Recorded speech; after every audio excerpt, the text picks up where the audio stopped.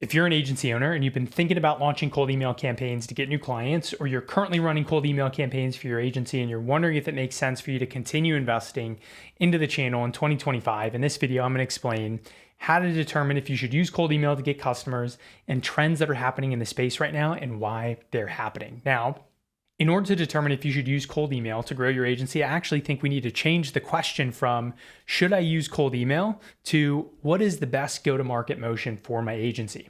Because most of the time, when I talk to agency owners, the way that they decide to try and implement cold email is strictly based on the perceived cost to set up a cold email system. So they're like, I need domains, I need data, I need email accounts, an email sending tool. All of those things are all pretty cheap. And so it should be easy for me to get an ROI on this strategy, right? But I think this is a flawed lens to make the decision through because it assumes that the decisions you make about your sales motion exist within a silo and have no effect on your marketing or your customer success. And so instead of viewing your business through these separate buckets, I think you want to view your business as a fully integrated revenue factory where everything is interconnected across the full life cycle of your customer, from generating awareness to upselling and expanding. And so if we think about a car factory as an example here for a second, the types of car parts that we place at the beginning of the assembly line and the quality of those car parts are going to directly have an impact on the car that we produce at the end of the assembly line, right? And so the same thing applies to your agency, except where car factories have production lines, revenue factories have go-to-market motions that need to be aligned across sales, marketing, and customer success in order for you to profitably scale.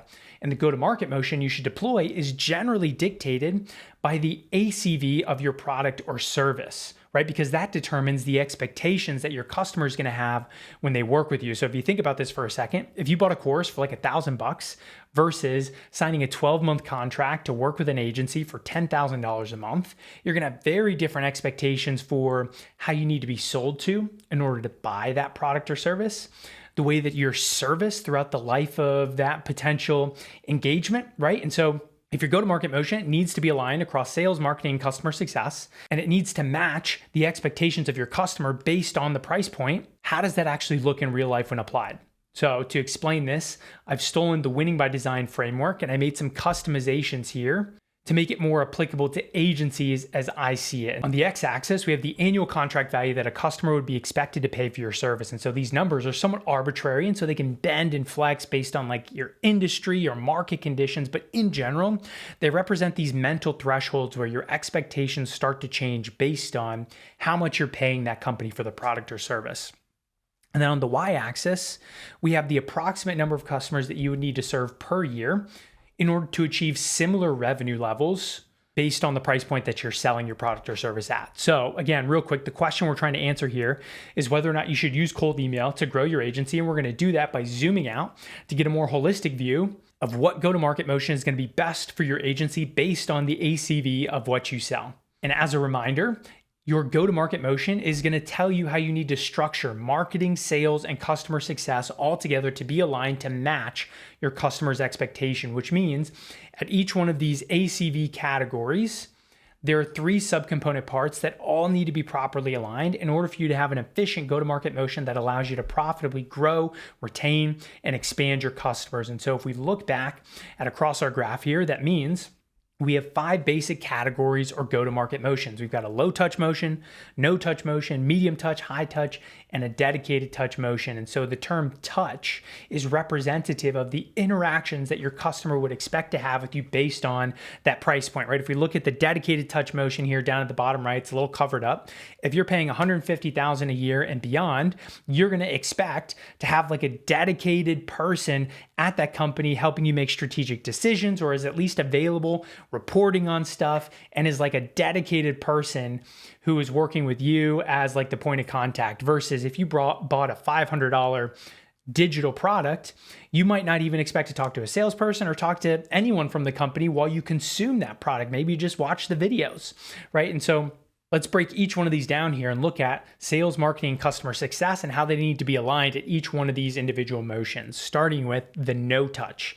And so an example of this might be like a digital product that you buy from someone off of LinkedIn on maybe how to do cold email or SEO. And so For their sales motion, it would need to be a self-serve motion, and the product would need to sell itself in the sense that no human being should be involved in the sales process because people are too expensive to be taking sales calls to try and sell something for like $500 a pop, right?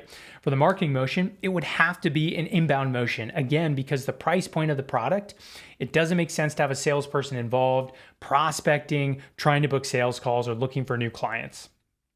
Then for the customer success motion, the most common motion that we see people have success with here is a community motion. And so this typically involves peer-to-peer support. So things like a Facebook group, a Slack group where customers are all grouped together to answer each other's questions. And then oftentimes they're moderated in volume or in mass by like some type of admin. Next, we have a low touch motion. This is typically something like project-based contracts or a coaching program. And so for the sales motion, what we've seen work really well here is a one-stage sales motion. This is typically where you have like an inside sales rep, a closer, or a founder, and they're handling the whole sales cycle from end to end, having discovery and closing happening together all in one call. This is often referred to as a one-call close. If you try to take as many sales calls as you can, trying to grow as much as you possibly can, and you had multiple steps in your sales process, what would end up happening is you would run into a calendar constraint. And you wouldn't be able to produce enough revenue per rep in order to profitably scale, which is why a one-stage sales motion works really well for the low-touch go-to-market motion. Now, for the marketing motion, you would still want it to be an inbound motion and not have salespeople involved with prospecting to get new customers. A lot of people might try to argue here that you could use cold email at this price point, or maybe you could hire a clagency, but my personal opinion is that would end up being a mistake. You could certainly get clients with cold email at this price point. You could also get clients at the no-touch price point, right? But the question is this the most effective and scalable motion for you to use? And with all the inefficiencies that are inherent with cold email, especially now with all the changes that have been happening, deliverability challenges, cost increases, channel saturation, you might be able to get a couple like really great campaigns that produce some results, but ultimately the system would break down at the scale that would be required to sell enough units to scale this type of business. And as a business owner, I don't want to rely on, random one-off campaigns for the success of my company. I want something that is legitimately scalable and reliable that I can just continue to use and print over time. So if you're trying to use outbound as your go-to-market motion for an agency service at this price point, especially cold email, it's not going to be efficient enough, and salespeople are going to be too expensive to bolt on top. So your best bet at this price point would be to stick with still an inbound motion. And then as an aside, for the folks who are like in the, inbound led outbound camp, my personal opinion, that is still an inbound motion that is supported by an outbound touch point. It has been marketed to outbound people as an outbound motion, but don't be fooled, that is an inbound motion, hence inbound led outbound. And finally, for the customer success motion here, very similar to no touch. Oftentimes it's some type of community or support by volume by an admin or a coach. Next, we have a medium touch motion. And this is where we start getting into more services as opposed to like digital products. For the sales motion, we typically see a two-stage sales motion here, which in many scenarios is characterized by having teams of like SDRs and AEs working together to bring in new business and close deals. The sales motion doesn't always have to have exactly two steps, but it is primarily defined by having an approach that divides the sales process into two distinct parts, one where qualification or discovery is happening, and another where pitching and closing is happening. Another characteristic of this motion is that it typically involves selling a little bit more templated, less complex and custom services. The marketing motion, medium touch, is where most of the outbound and more specifically cold email has really thrived over the last 10 years. And this type of outbound is typically higher volume. And the success metrics that companies typically aim to optimize here with this type of outbound are like leads generated or demos booked. There are tons of companies that are built around this entire concept of delivering to you meeting ready leads, or that's how they set up all of their success metrics, are around generating the most amount of leads for you. The industry's changed a lot, especially recently, and we'll cover the implications of that in just a minute, but inbound is also still a very effective motion at this price point. So you have some options. You just want to be mindful that you're not trying to run too many go-to-market motions at the same time too soon. The company Winning by Design, who put together this way of thinking or this framework that I've adopted here for agencies, they talk about not wanting to run more than one go-to-market motion until you are at least 10 million in annual recurring revenue or beyond. That recommendation is specific to software companies. And so I don't have any data or research to support like my opinion on this, but I don't think that threshold is the same for agencies or service-based businesses. I think, anecdotally speaking, the threshold for an agency is closer to 1 to 3 million in annual recurring revenue. Finally, for the customer success motion, the most common one that we see here is a one-to-many approach, is typically defined by having an account manager assigned to a specific set of accounts with periodic check-ins. Next, we've got the high touch. And so this is where you're selling higher ticket, more custom and bespoke services. And so for the sales motion, what we've seen here is what we call a client-centric sales motion. This typically involves a more consultative approach with more senior salespeople or more involvement from executives who've got really technical and strategic expertise and an ability to build custom solutions with more complexity. The sales cycles of this price point are typically longer and involve more steps than the classic two-stage sales motion. For the marketing motion, the most common one that we see here is still inbound, especially for agencies. A lot of times what we see is some combination of SEO, organic social, or maybe paid ads. ABM is also an extremely effective marketing motion to run at this price point, but we haven't seen too many agencies that are good at running this for themselves. So I think, for any agencies who might be watching this, there's a lot of opportunity. If you're selling a service at this price point and you can run a super effective ABM motion, give you the ability to stand out and take a lot of market share.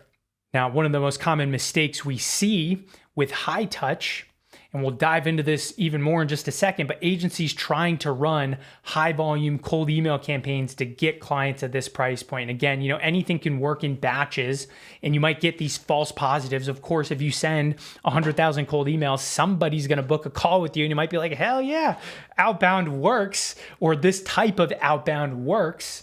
But the strategic problem you run into here when trying to scale an agency service at this ACV, if you want consistency in your ability to acquire clients, is that there's a misalignment between your ACV and the outreach strategy, right? High touch services and the expectations that your customers have when buying this type of service from you, it demands a deeper level of personalization and trust building in order to get the highest throughput or conversion rates through the marketing system. Not to mention the number of companies who can afford a service at this price point is now going to be smaller. So if you try to use a higher volume, lower converting tactic on a smaller percentage of the market, there's going to be a misalignment, which leads to the breakdown in the system at scale and ultimately wasted time, money, and just resources in general. This is one of the most common mistakes. Companies see all the people posting on LinkedIn about cool sales tools, and they're selling an agency service with an ACV like this, and then they buy from one of these cold email agencies and it ends up not working super well. And they're like, why? Why isn't it working well? I see so many people talking about it online. It's because of this misalignment between the sales motion and the ACV of your service. Finally, for the customer success motion, what we see here is typically a dedicated account management and a one-to-few model with regular strategic guidance and support. Finally, we've got the dedicated touch, which is very similar to the high touch. It's got some small nuance changes from what we've seen a lot of times, especially as you start to get into more enterprise. It's more relationship based, and you're running different go-to-market motions that involve going to events. But I'm not going to cover that here in this video because I don't think it really helps us answer the question of whether or not you should use cold email to grow your agency. So now that we have an understanding of the different go-to-market motions and how they relate to the price point of the service that you sell, what are the key trends that are happening in the industry, and how does it affect how people buy and whether or not you should use cold email to grow? So starting at the lower price point, the first thing that we had happen was COVID hit, and the entire world had to adapt to working online, and it pushed people into being more comfortable doing more self-education about products or services, as well as spending more money online without ever having to talk to someone. And so that pushed the no touch and the low touch motions up, starting to compress this medium touch motion where all of these outbound tactics really lived and thrived. Shortly after that, we then went into a market downturn. Free-flowing cash began getting sucked out of the market.